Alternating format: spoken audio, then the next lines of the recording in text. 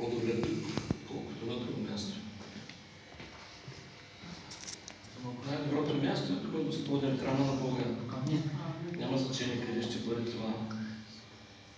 В смисъл, ако е доброто място. Ако е извор на чиста вода, бистра вода, добро място е.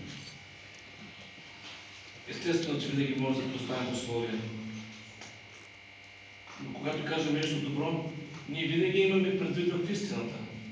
Защото никой не би могъл дори да проповяда, да ви каже, ако трябва за всяка дума да се обяснява, че става просто това е, това е, това.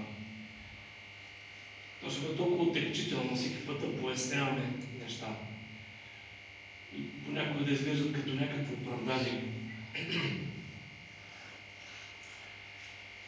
Продължаваме да говорим за Святия Дух и да говорим за това, че трябва да сме облечени с властта на Духа, как това се е случило при първите ученици апостоли и всъщност картина на какво е обличането с власт от Духа, какво всъщност трябва да се случи вътре в нас, за да бъдем овластени.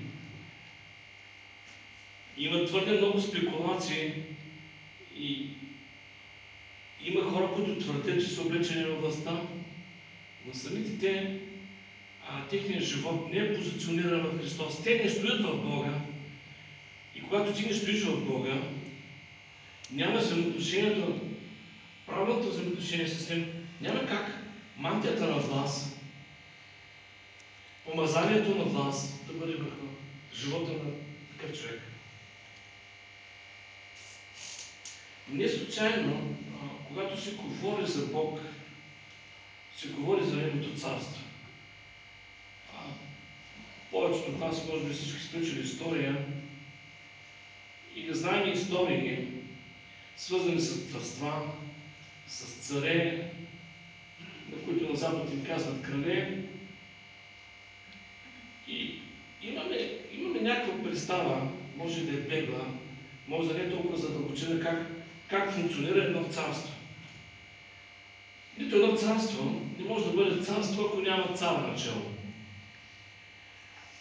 Много често царите са имали или твърде голяма власт над своите поданици, или тяхната власт над техните поданици е била абсолютна. И тези, които са чели малко повече, знаят, че когато един цар или крал има пълна власт, това се понятието, което е свързано с всичко това, е абсолютна монархия. Поради това, че може би голяма част от държавите в Съединени републики и да са в някаква степен демокрации, разбирането за царска власт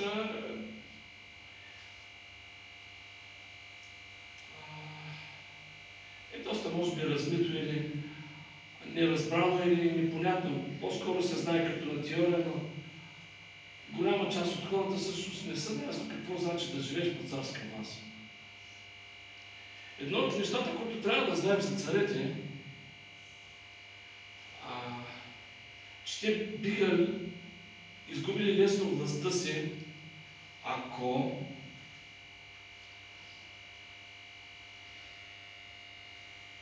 не разбират позицията им на царе, каква власт им дава.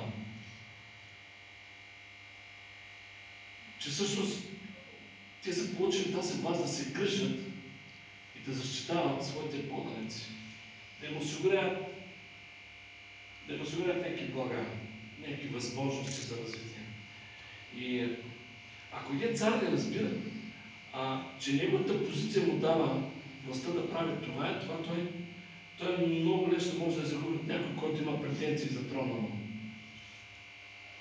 Не е така обаче при нашия Бог. Нашия Бог прекрасно знае своята позиция. И знае много добре властта си. И когато четем Божието Слово за властта и силата на Христос, ние виждаме, че Бог има най-дълбокото и най-правилното разбиране защо за властта като власт. И нещо много важно, ние като като поданици, като синове и дъщери на този цар, вечен цар, сме надарени от Бог с Неговата власт и може да упражняваме тази власт. Условието обаче да сме в позиция на правилно взаимоотношение с Него, т.е. да стоим в Бога, да стоим в Христос. И както някой обича да го казват, да сме позиционирани, макар че доста съвременна дума, да сме позиционирани в Христос. Ако ти не си в Христос, няма как мантията на власт да бъде върху живота ти. И това църквата трябва да го разбира. Липсата на проявление на духа, на силата и властта на Святия Дух е защото хората не стоят или хора не стоят в правилни взаимоотношения с Бога. Властта не може да бъде имитирана. Може някой да парадира с нея, но тя не може да бъде имитирана. Или Бог действа със сила в живота на този човек, или просто нищо не се случва. Силата на Бога винаги се разпознава от онези, които са духовни. Нещо повече. Истинската, живата църква на Бога винаги ще разпознава онези, които са изпратени от Духа, онези, които имат делегирана власт от Духа. Те винаги ще приемат пратениците, вестителите Божии. Те винаги ще разпознаят Божите работници. А тези, които не са такива, няма да бъдат приети от църквата. Казвайки всички тези неща, идват многото въпроси. Аз съм духовен ли съм? Разпознавам ли наистина духовната власт? Разпознавам ли духовната власт в църква? Ако съм на друго място някъде на църква, мога ли също със същата степен да разпознавам духовната власт, която е в църква? Духовен ли съм? Властта в църквата, която посещавам, от Бога ли? Възможно ли да се заблуждавам? Възможно ли да има твърде много лъжа на едно място? Възможно ли аз самия да не мога да се ориентирам и да имам някакви съвсем изкривени разбирания за всичко това?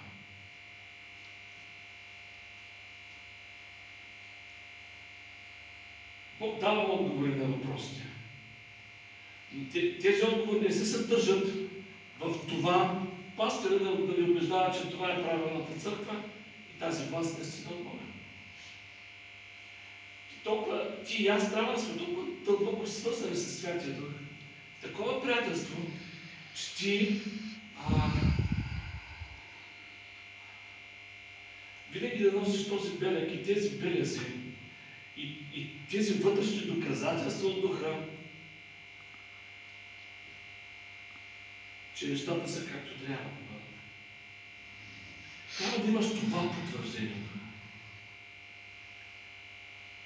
Затова е много важно, ако ходим в Духа, ако живеем в Духа, да ходим в Духа. Когато гледаме хората, да не ги преценяваме външно, а да ги преценяваме духовно. Да не бъдем лъгани и подвеждани от външни белези. Как е облечен човек, какво образование има, какъв произход има. Никога не позволявайте такива фактори да влияят на вашата духовна преценка. Защото тази преценка, всъщност, за което казах, това е плътска преценка, тя не е духовна преценка. Понякога човек трябва просто да затвори очи и да послуша Духа.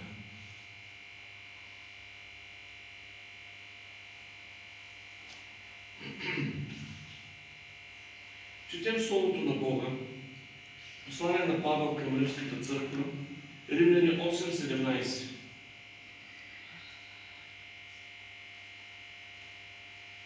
И връщайки се отново в темата за Божието царство и властта на Бога, аз знам, че го знаете. Аз държа да го кажа, че притежанията на царя са притежани на всички нас, които се явяваме наследници. Тоест всичките притежания се явяват наши притежания. Църквата, Божите хора, са единствените наследници на Христос. Амин. Те са единствените, ако говорим от позиция на Бог Отец, ние сме единствените наследници на Отец. Той няма други наследници. Но има едно понятие в Божието Слово, което не трябва да ни обягва. Това е са наследници в Христа. Че властта има, богатството го има, но той е и в Христос, и в нас. Ще кажа защо е така.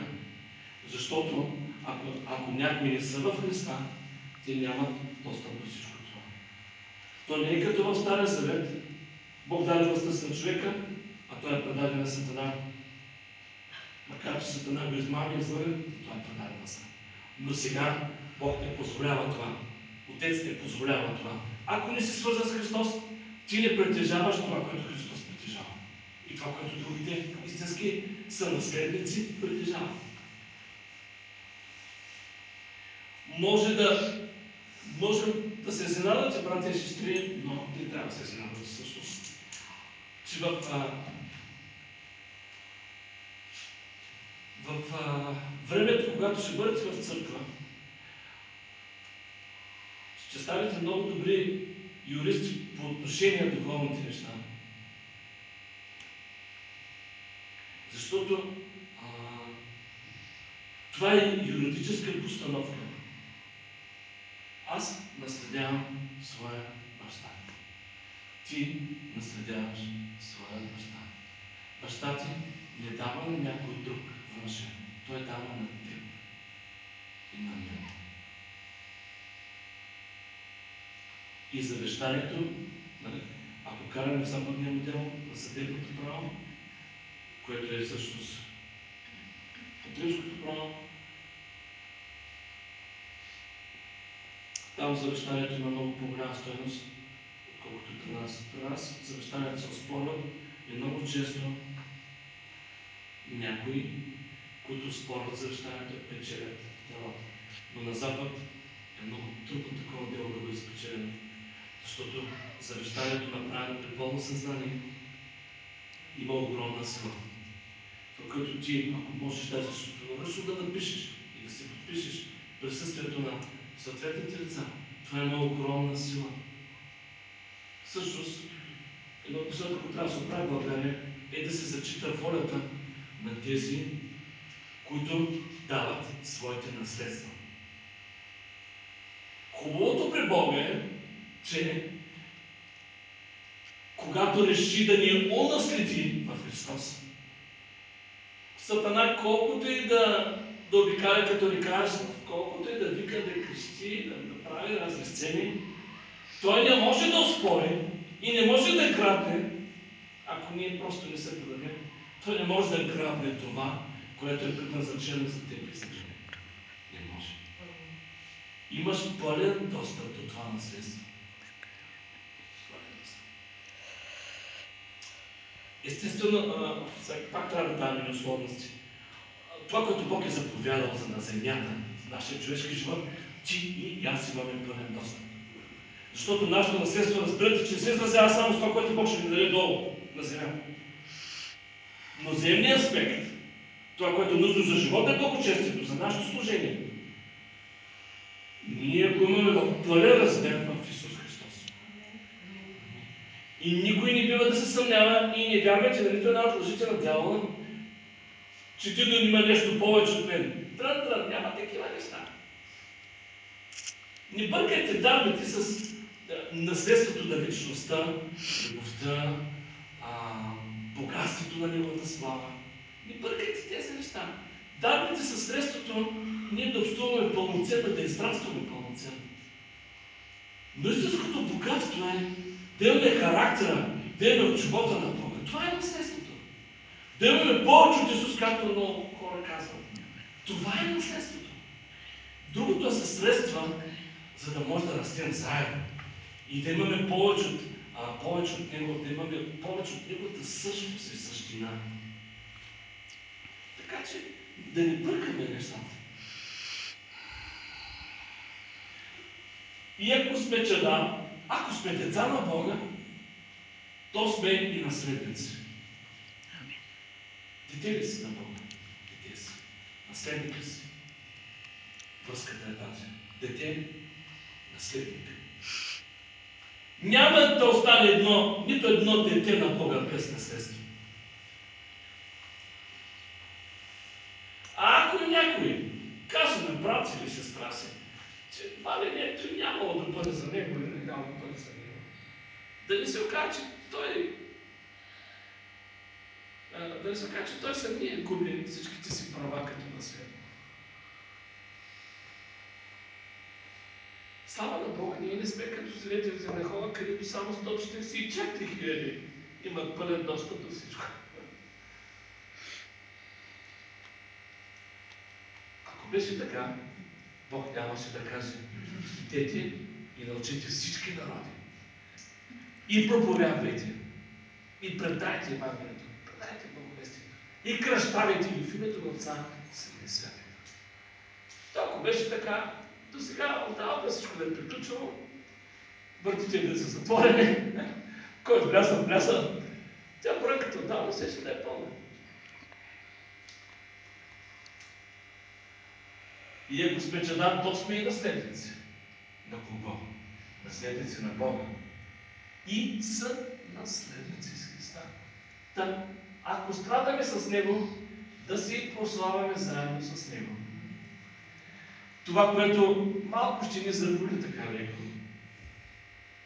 е, че за да влезеш в това наследство, в крайна сметка, ще трябва да пострадаш. Всички ние обичаме наградите.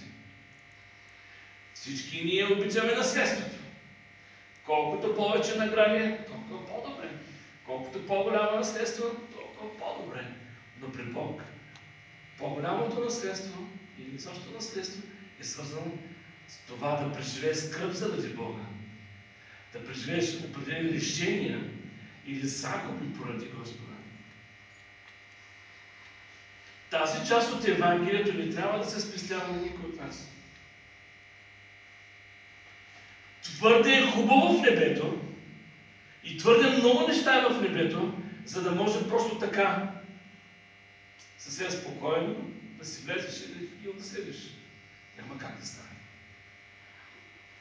Ако Исус плати цена, за да ни направи сънаследници, то и ние плащаме цена, за да бъдем свързани с Него.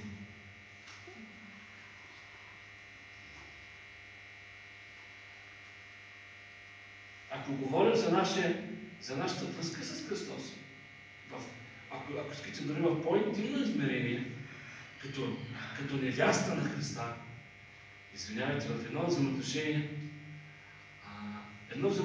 не може да бъде поддържано само от едната страна. Двете страни трябва да го поддържат това взаимоотношение. Ако едната страна не е съгласна, тя напуска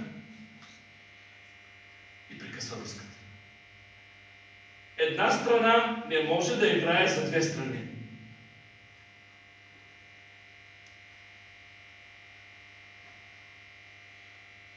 Разликата между един брак в земния живот и един брак с Бога е, че Бог никога не греши. Докато в един земен брак, за една раздела и двете страни имат вина, може да не е пропорционална, но и двете имат нещо, то пред Бога, ако някой го напусне, Бог никога не е виновен. Ако страдаме с Него, да се прославяме заедно с Него.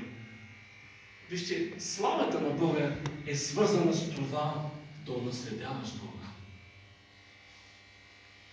Ще кажеш, толкова що неща за наследството, нали за вас ще говориш? Тяхността е свързана с всичко това. Какво в земния живот Христос е предвидил за мен и за теб? Един от най-важните аспекти на нашето наследство, изразено в земния ни живот, е властта в името на Господ Исус Христос. Власт на цялата сила на врага. Нашия враг не са хората. Нашия враг не е в плът и кръв. на това са духовни началства, власти и сили на поднебесната. Започвайки от тези, които са вече, да не ги обяснявам нещата, перманентно в ада, тези, които, демоните, които пълзят по повърхността на земята, ангелите, които са в небесни места и които воюват понякога с Божите ангели за определени неща. И които воюват пак с ангели, но те воюват в отговор на наши молитви, воюват в отговор на ходатайство, духовно воюване. Голяма битка води. Както има сухопътни части в армията, така има сухопътни части в демони. Има въздушни сили, които в ВВС, които действат. Но слава на Бога в Исус Христос и ните, и другите, всички са победени. Дори има и военноморски сили, ще кажеш, той пък откъде го измислили, сам го измислял. Когато Божието Слово говори за вяра, той казва, че идва от морето. Така че, с всички видове сили и власти, църквата на Бога е овластена в Исус Христос, овластена в Святия Дух, да воюва и да печели с победата, с която Исус победи на кръста, възкръсвайки от смъртта. Това са неща, които ние трябва да разбираме.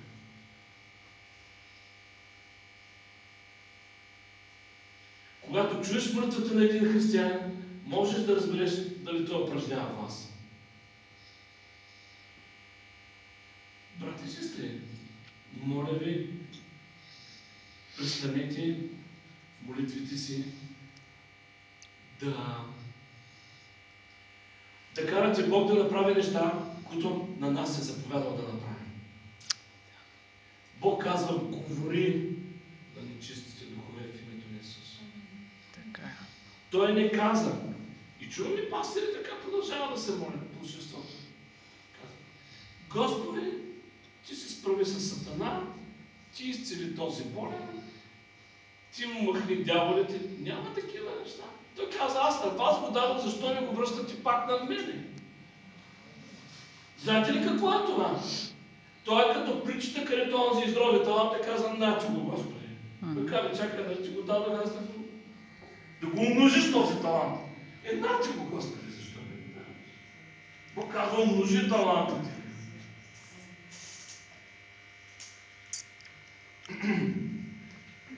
По-ясна представа за нашата позиция в Христос дава още по-ясна.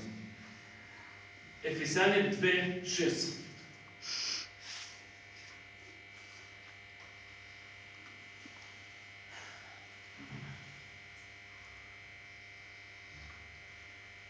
Може да ви звучи като клише, но ние продължаваме мисията на Христос на тази земя.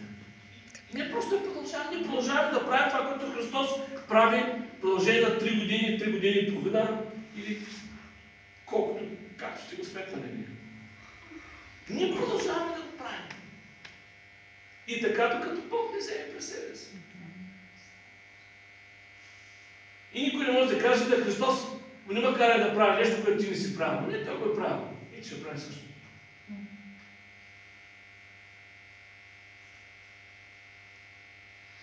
Ако баща ти каже, аз съм орал от тази земя, сега ти ще вървеш.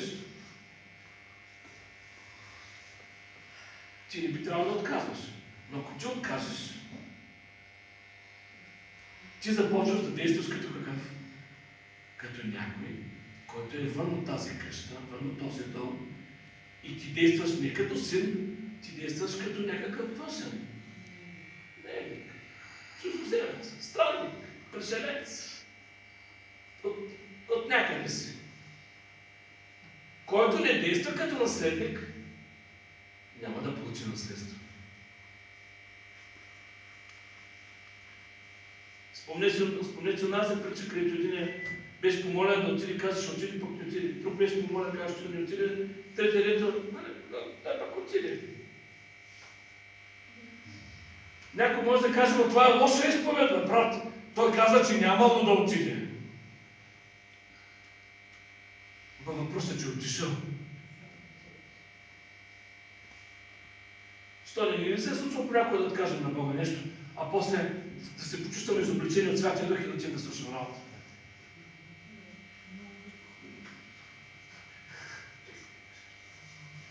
Аз също не съм се дърпал, сестра. Смятам, че всички заповеди са изпълнено, но понякога нашето бездействие е като не пред Бога, скъпи в Бога. Понякога Бог не ни казва нещо и ни сега чакаме. Да го повторя. Да го потрети и чак тогава. Ако обаче ни харесва, и защо никой няма да каже, я ми го повтори, я ми го потвърди, я ми дай белег. Примерно харесва си една жена за съпруга. Ама ти си просто хлопнал по нея. Те се казва в добрия смисъл по вода. Луци по нея, нали? Ти просто си хлопнал. И представи се само някой от някъде ти каже, че много Бога ти тя за тебе. Ти вече просто.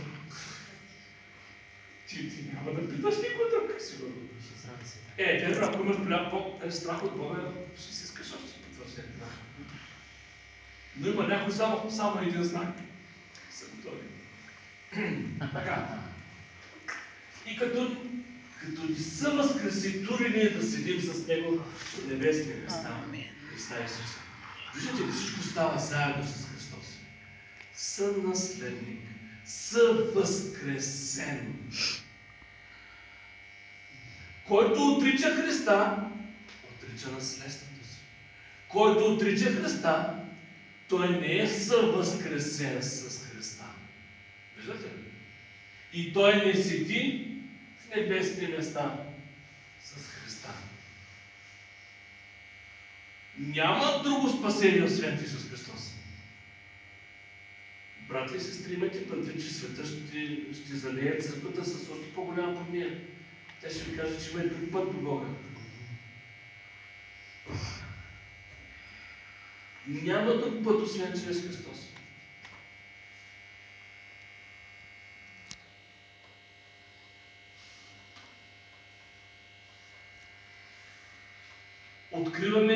Можем да открием може да открием властта, която Бог ни е дал и да я използваме.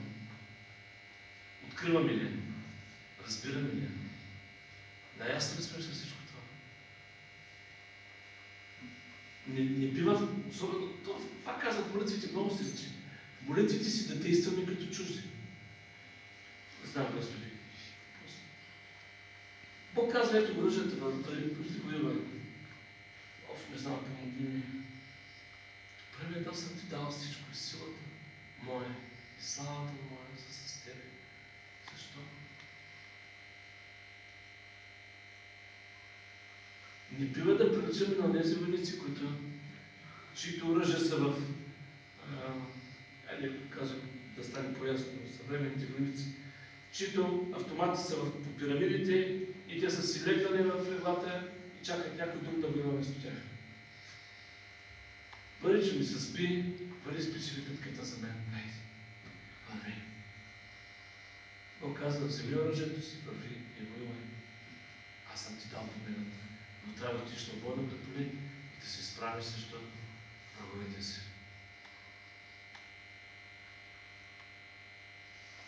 Четем 1 Петро 2 глава, 9 стих. 1 Петро 2 глава, 9 стих.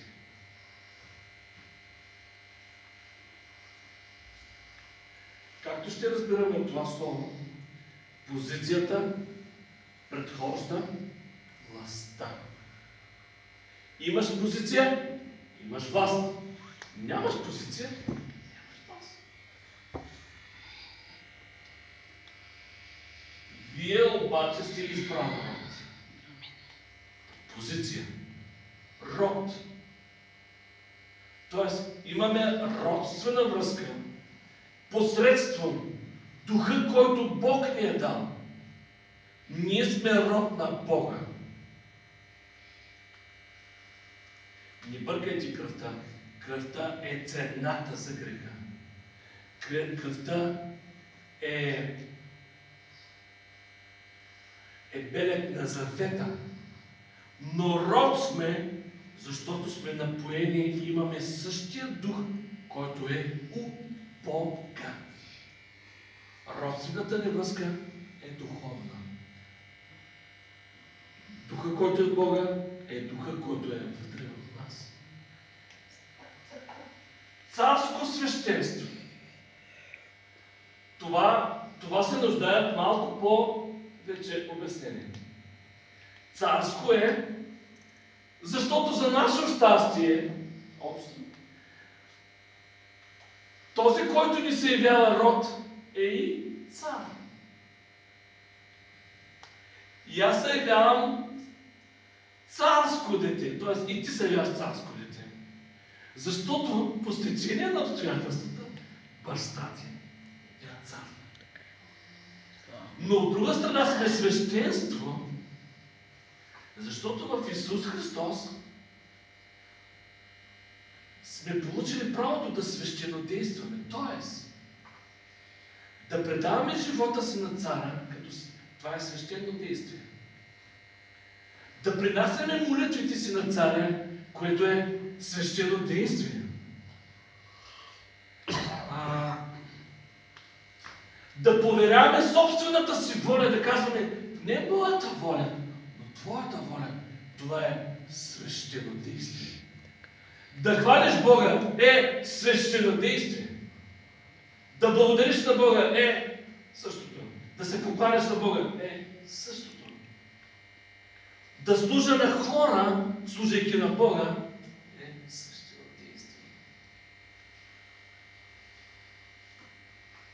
Дори да помогнеш на някой, да го научиш дори на една правилна изповед или молитва, е свещено действие.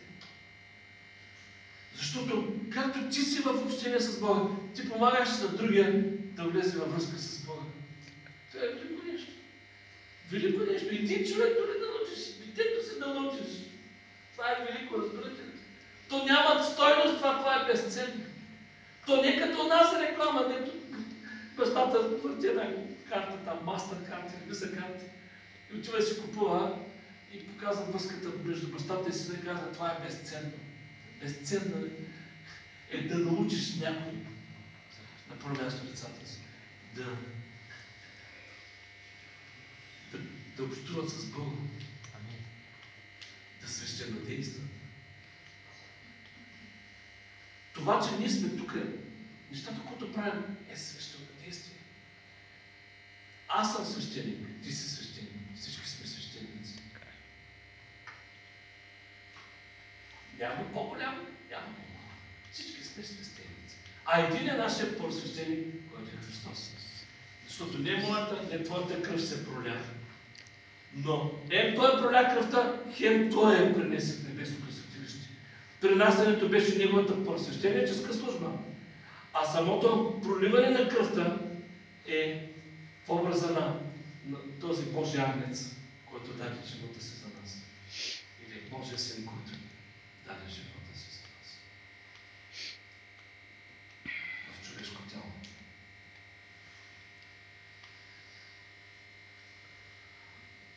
Царско свещенство. Свят народ. Свят народ, скъпи в Бога, е понеже Бог е свят. Ние, които макар сами за себе си не сме святи, Той ни освещава. Да не ви омръза това, но връзката ни с Него ни освещава, прави ни святи. Заветошението с Него ни прави святи. А понеже сега не се хващате за текста, който казва, че сме не бой се, малко стадо. Ние пак сме народ на Бога. И тези, които бъдат спасени, ще бъдат милиони, скъпи на Бога, който си пак е един народ. Ние не сме, сега да ви пише някъде племи, ние не сме племи, народ сме на Бога.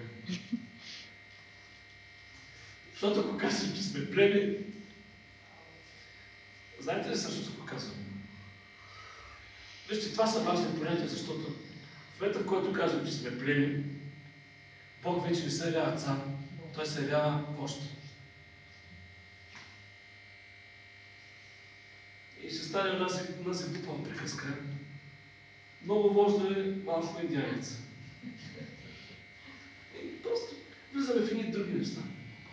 Влизаме в светските неща. Люди, които Бог придоби, за да възвестява, чрез нас да възвестява превъзходствата на този, който ви призва от тъмнината в своята чудесна светлина.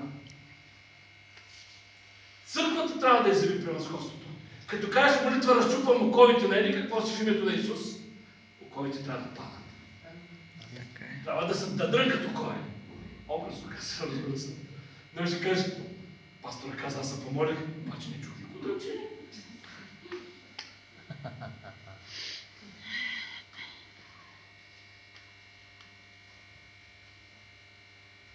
Аз дори в молитва понякога съм виждал как решетката се отваря, човек и за да свобода. Сега държава решетки не е глава. Изпериментът ще се отваря. Лошото е, че понякога не отваряме решетката, но човек още държи за вратата. За вратата съм. Излезме човек, вратата е отворена. О, аз съм виновен, аз съм грешен, аз съм никой червен. Не знам си какво. Вратата е отворена вече, не бъде роб на това. Не бъде роб повече на това. Не се движи с пантите. Просто слез. Напусти. Знаете ли как светските хора с това ще свършат? Как наричат прекаленото свикване на едно място?